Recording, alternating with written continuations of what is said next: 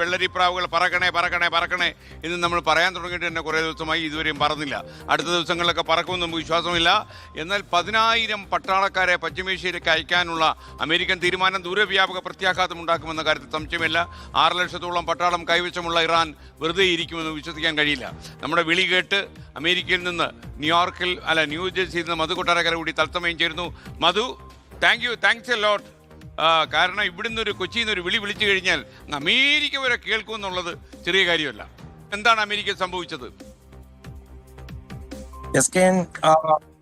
10,000 സൈനികരെ കൂടെ വിന്യസിക്കുന്നു എന്നുള്ളത് തന്നെയാണ് വലിയ വാർത്തയായിട്ട്. ഒരുപക്ഷെ മലയാള മാധ്യമങ്ങളിൽ നമ്മളായിരുന്നു ഈ വാർത്ത ആദ്യമായി ബ്രേക്ക് ചെയ്തത് പോലും. പക്ഷെ ഈ സൈനികരെ വിന്യസിക്കുമ്പോൾ ഒരു തെറ്റിദ്ധാരണ പരന്നിരിക്കുന്നത് ഒരു കരയുദ്ധത്തിന് അമേരിക്ക തയ്യാറെടുക്കുന്നു എന്നുള്ളത്. അതിനുള്ള യാതൊരു സാധ്യതയും ഒരു വിലയിരുത്തലിന്റെ രൂപത്തിൽ പറയുമ്പോൾ കാണാനില്ല. കാരണം അമേരിക്കൻ സൈനികർക്ക് ഈ പശ്ചിമേഷ്യ പോലുള്ള കാലാവസ്ഥയിൽ പിടിച്ചു നിൽക്കുക എന്ന് പറയുന്നത് തന്നെ വളരെ ബുദ്ധിമുട്ടാണ്. കാര്യം അവരൊരു തണുപ്പ് രാജ്യത്തിൽ നിന്നാണ് കൂടുതൽ സൈനികരും വരുന്നത്.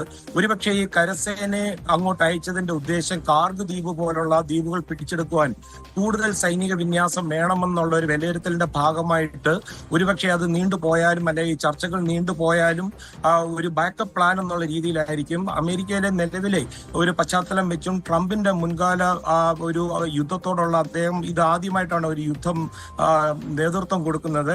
ഈ ചെറുപ്പകാലം മുതലേ യുദ്ധത്തിന് എതിരായിട്ടാണ് ട്രംപ്. അതുകൊണ്ട് ഡൊണാൾഡ് ട്രംപ് ഒരു കാരണവശാലും അദ്ദേഹത്തിന്റെ ചില ലക്ഷ്യങ്ങൾ എന്താണെന്ന് നമുക്ക് പറയാതെ തന്നെ മനസ്സിലാക്കാൻ സാധിക്കും. അതല്ലാതെ ഒരു യുദ്ധത്തിലേക്ക് ട്രംപ് പോകാനുള്ള സാധ്യത കുറവാണ്. അതുമാത്രമല്ല, US കോൺഗ്രസിന്റെ അനുവാദമില്ലാതെ ട്രംപിനെ അധികം നാൾ ഇനി ഈ യുദ്ധം അല്ലെങ്കിൽ അമേരിക്കൻ സൈനികരെ മറ്റൊരു പ്രദേശത്ത് വിന്യസിച്ച് നീണ്ടുപോകാനുള്ള സാധ്യത വളരെ കുറവാണ്. തന്നെയുമല്ല, അമേരിക്കയില് ഗവൺമെന്റ് ഷട്ട് ഡൗൺ പോലുള്ള കാര്യങ്ങൾ വരുന്നു, മിഡ് ടേം ഇലക്ഷൻ വരുന്നു.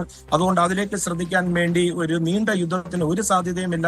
ഈ 10 ദിവസത്തിനകം എസ്കേൻ പറയുന്നത് പോലെ ഒരു വെള്ളരിപ്രാവ് ആകാശത്ത് പറക്കാനുള്ള എല്ലാ സാധ്യതയും കാണുന്നുണ്ട്. എസ്കേൻ, താങ്ക് യു മധു കൊട്ടാരക്കര.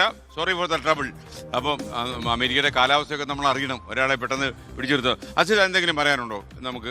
എസ്കേൻ മധു കൊട്ടാരക്കര പറഞ്ഞതുപോലെ അമേരിക്കയുടെ ഇപ്പോഴത്തെ ഈ പ്രതികരണം അതൊരു കരയുദ്ധത്തിലേക്കുള്ള നീക്കമല്ല എന്നുള്ളത് അങ്ങനെയാണെങ്കിൽ അത് ആശ്വാസകരം തന്നെയാണ്. അത് അങ്ങനെ ആകട്ടെ എന്ന് പ്രതീക്ഷിക്കാം. പക്ഷെ അല്പം മുമ്പ് ഗോപി പറഞ്ഞതുപോലെ ഈ ടോമഹോസ് ക്രൂസ് മിസൈലുകളുടെ കാര്യമൊക്കെ പറഞ്ഞല്ലോ, അതിൽ 850 ഇതുവരെ ഉപയോഗിച്ചു കഴിഞ്ഞു എന്നുള്ളത്. അത് പെന്റഗൺ തന്നെ വലിയ ആശങ്കയിലാണ് ആ വിഷയത്തിലുള്ളത് എന്നുള്ളത് റിപ്പോർട്ടുകളായി വാഷിംഗ്ടൺ പോസ്റ്റിൽ അടക്കം വരികയും ചെയ്യുന്നുണ്ട്. മാത്രമല്ല, അതിൽ ഏറ്റവും പ്രധാനം ആയുധത്തിന്റെ കരുതൽ ശേഷി കുറയുന്നുവെന്നും അത് കൂടുതൽ നിർമ്മിക്കാനുള്ള തീരുമാനത്തിലേക്ക് അമേരിക്ക പോകുന്നു എന്നുള്ള റിപ്പോർട്ടുകൾ കൂടി വരുന്നുണ്ട്.